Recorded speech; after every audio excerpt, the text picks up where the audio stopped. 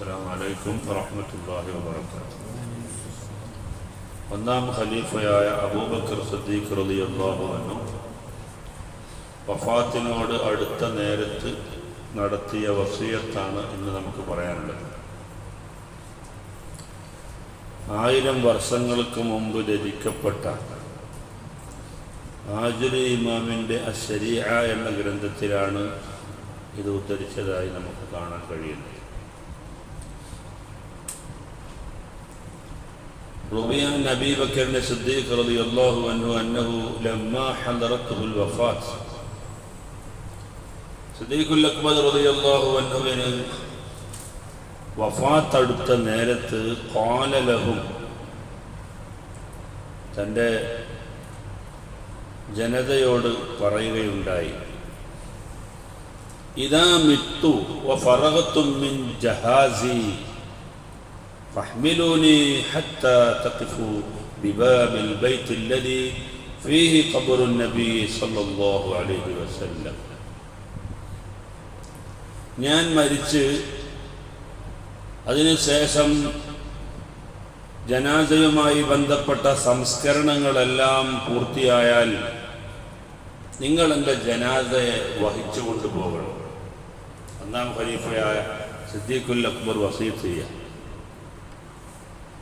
എന്നിട്ടോ ഹത്താ തഖിഫു ബിബാബിൽ ബൈത്തിൽ ലദീ ഫീഹി ഖബ്റുൻ നബി സല്ലല്ലാഹു അലൈഹി വസല്ലം, എൻ്റെ ജനാസ എടുത്തിട്ട് നബി സല്ലല്ലാഹു അലൈഹി വസല്ലമ തങ്ങൾ അന്ത്യവിശ്രമം കൊള്ളുന്ന അവിടുത്തെ ഖബർ ഷരീഫുള്ള ആ റൗളയിലേക്ക് കൊണ്ടുപോകണം.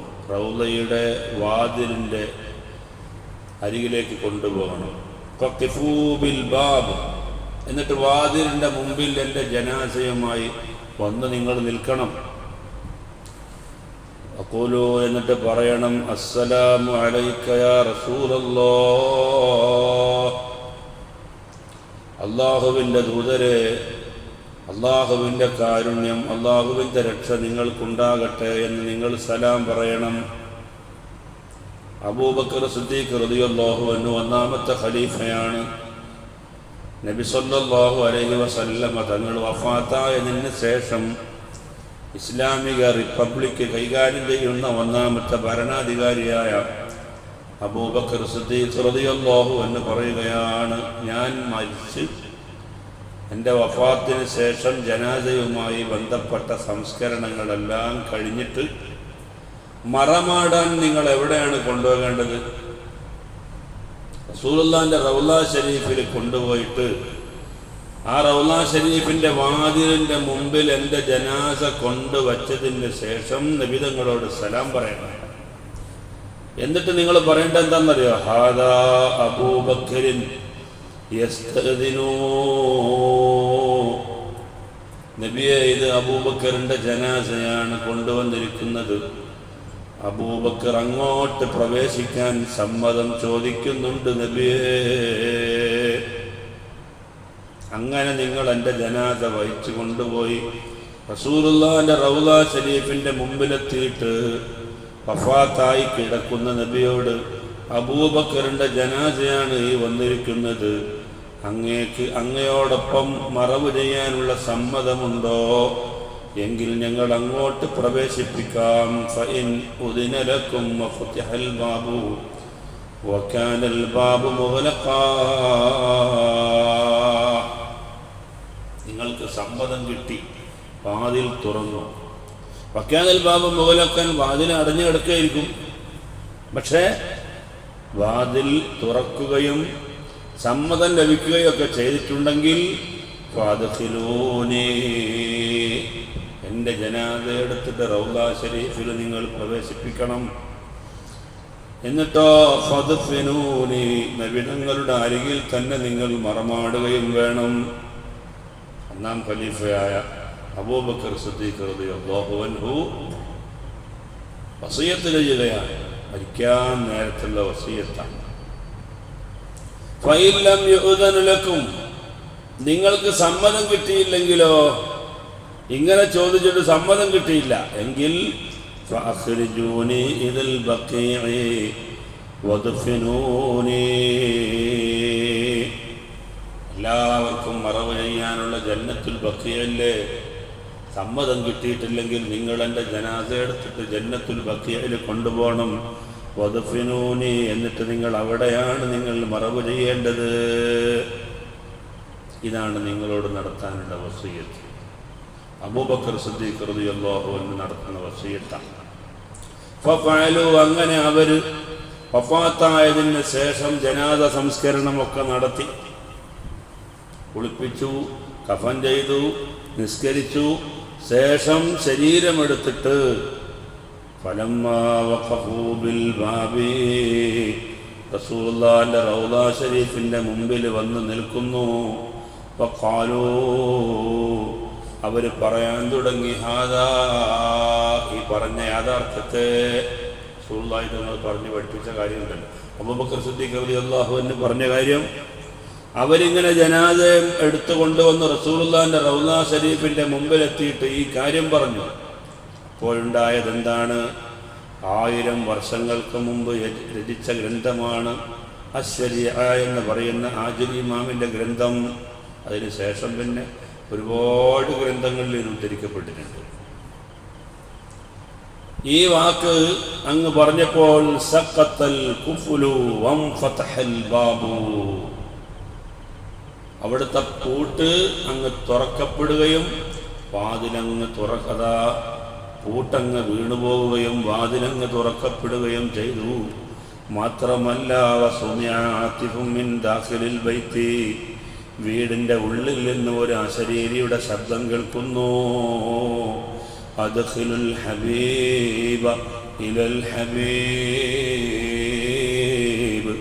ഫഇന്നൽ ഹബീബ ഇലൽ ഹബീബി മുഷ്താഖ്, എൻ്റെ ഏറ്റവും പ്രിയങ്കരനായ കൂട്ടുകാരനെ അവിടുത്തെ പ്രിയങ്കരനായ കൂട്ടുകാരിലേക്ക് പ്രവേശിപ്പിച്ചുകൊള്ളൂ. അവിടുത്തെ ഹബീബിനെ കാണാൻ അതിയായ ആഗ്രഹത്തിലാണ് എന്ന് കഅബാരെ എന്ന് വിശുദ്ധമായ റൗള ശരീഫിൻ്റെ ഉള്ളിൽ നിന്ന് ശബ്ദം കേട്ടു.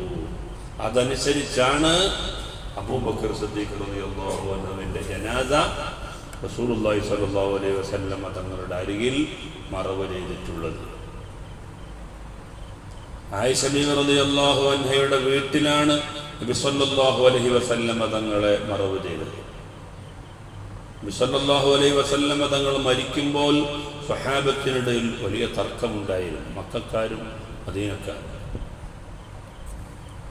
കാരണം മക്കക്കാർ പറഞ്ഞു അവിടെയല്ലേ ജനിച്ചത്, അതുകൊണ്ട് അവിടെ തന്നെ ഖബർ വേണം എന്ന്.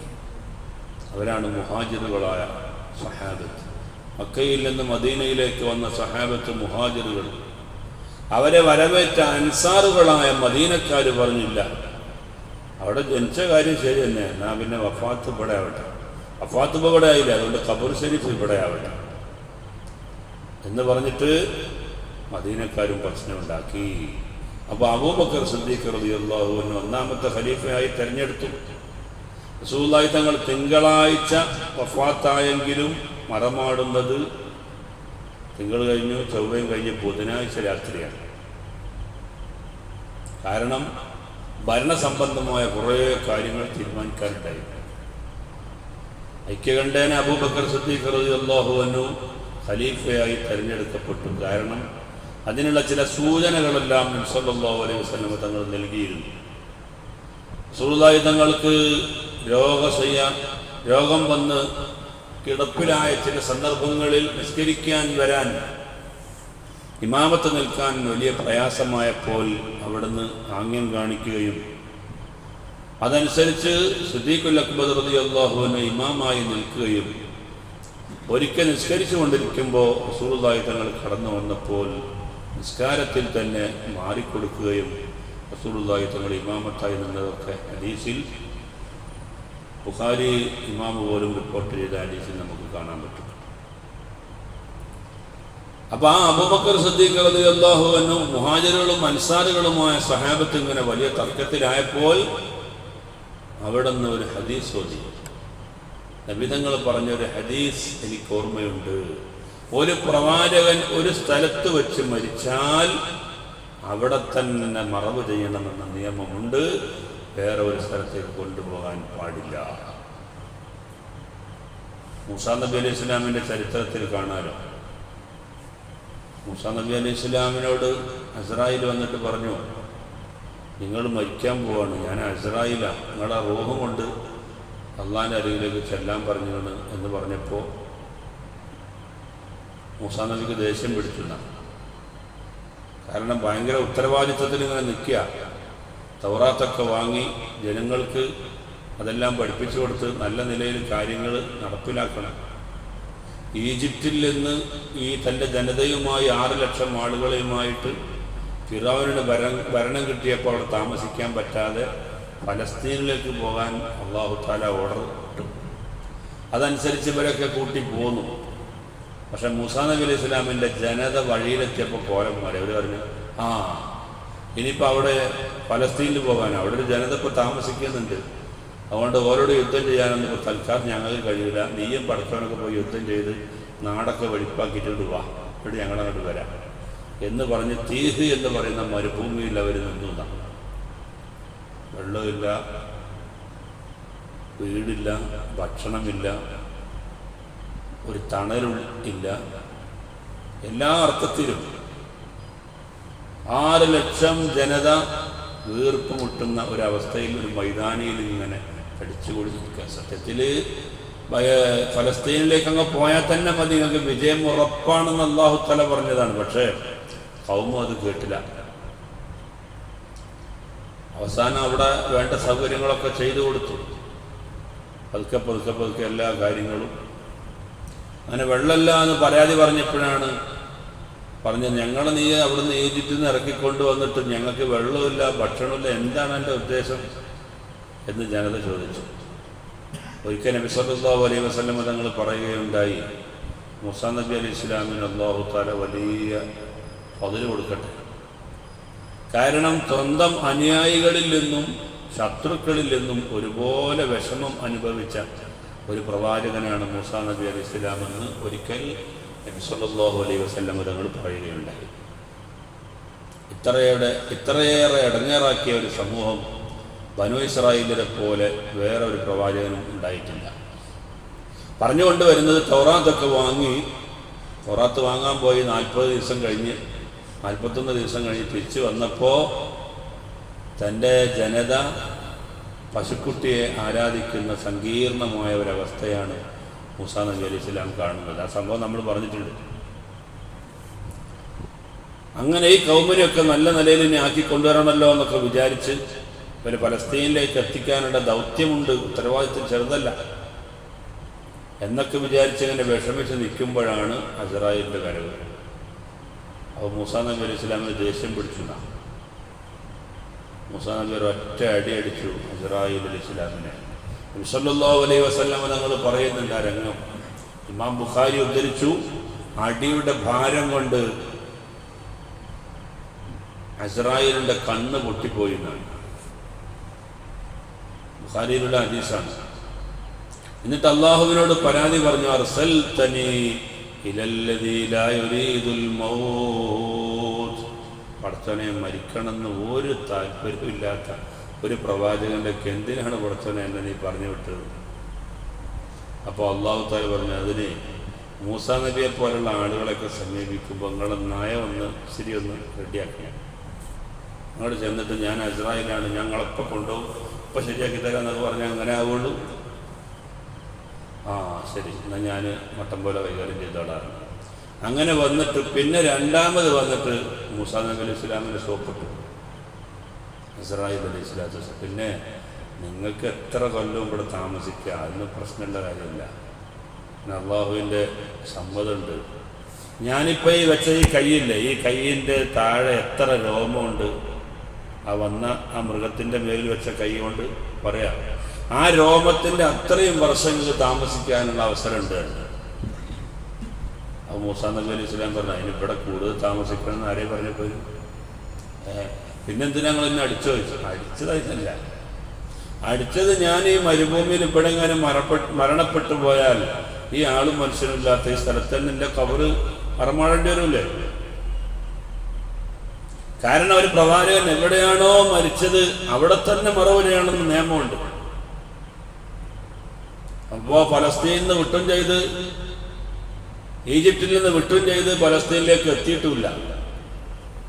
പാപ്പാൻ്റെ അടുത്ത് നിന്ന് വിട്ടും ചെയ്ത് ഉമ്മാൻ്റെ അടുത്ത് എത്തിയിട്ടില്ല എന്ന് പറഞ്ഞ മാതിരി നിൽക്കുന്ന നാട്ടിൽ നിന്ന് പോന്നും ചെയ്ത് ഉദ്ദേശിച്ച നാട്ടിലേക്ക് എത്തിയിട്ടില്ല. ഇപ്പൊ ഈ നടുവിൽ ഞാനെങ്ങാനും മരിച്ചു പോയാൽ പിന്നെ ആരാണ് പിന്നെ കാണാൻ, ആരാണ് കേൾക്കാൻ, പിന്നെ ആരാണ് സിയാറത്ത് ചെയ്യാൻ? അപ്പൊ ഇനി എന്താ വേണമെന്ന് വെച്ചാൽ എനിക്ക് ഫലസ്തീനിൽ പോകണം. അപ്പൊ ഇസ്രായേലൊരു ചൊട്ട് കൊടുത്തു എന്നാണ്. അങ്ങനെ കറങ്ങി തിരിഞ്ഞിട്ട് മൂസാ നബി അലൈഹി സ്വലാം ഫലസ്തീനിന്റെ മണ്ണിൽ വന്ന് വീണു.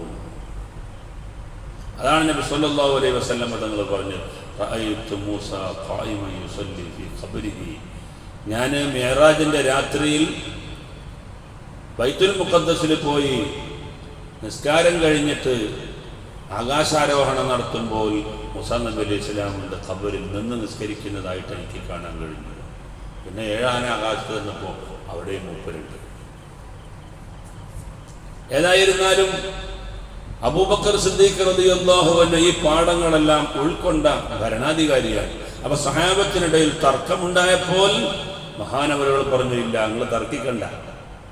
എവിടെയാണോ ഒരു പ്രവാചകൻ മരിച്ചത് അവിടെ മറവ് പാടണം, മറവ് ചെയ്യണമെന്ന നിയമമുണ്ട്. അതുകൊണ്ട് റസൂലുള്ളാഹി തങ്ങളുടെ ആയിഷ ബീവി റളിയല്ലാഹു അൻഹയുടെ വീട്ടിൽ വെച്ച് മരിച്ചു. അതുകൊണ്ട് ഇവിടെ തന്നെ ഖബറുണ്ടാക്കണം. അപ്പ ഷർഫാക്കപ്പെട്ട ശരീരം ഇങ്ങനെ പൊക്കിപ്പിടിച്ചു എന്നാണ്. അവിടെ തന്നെ ഖബർ കുത്തി. അങ്ങനെ ആയിഷ ബീവി റളിയല്ലാഹു അൻഹയുടെ വീട്ടിൽ മറവ് ചെയ്തു. സിദ്ദീഖുൽ അക്ബർ റളിയല്ലാഹുവിന്റെ മകളാണ് ആയിഷ ബീവി റളിയല്ലാഹു അൻഹ, റസൂലുള്ളാഹിന്റെ ഭാര്യയാണ്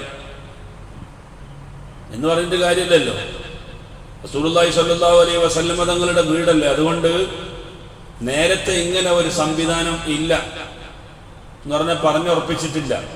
അതുകൊണ്ട് അബൂബക്കർ സിദ്ദീഖ് റളിയല്ലാഹു അൻഹു വഫാത്താകാൻ നേരത്ത് കൂടെയുള്ളവരോട് വസിയത്ത് ചെയ്യുക, എൻ്റെ ജനാസ എടുത്തിട്ട് നിങ്ങൾ കൊണ്ടുപോയി റസൂലുള്ളാഹിന്റെ റൗള ഷരീഫിന്റെ മുമ്പിൽ വെച്ചിട്ട് നിങ്ങൾ ചോദിച്ചിട്ട് സമ്മതം കിട്ടിയെങ്കിൽ മാത്രം നിങ്ങൾ എന്നെ അവിടെ മറവ് ചെയ്താൽ മതി, അല്ലെങ്കിൽ തൊട്ടടുത്ത് മുമ്പിൽ കാണുന്ന ജന്നത്തുൽ ബഖീൽ കൊണ്ടുപോകണം.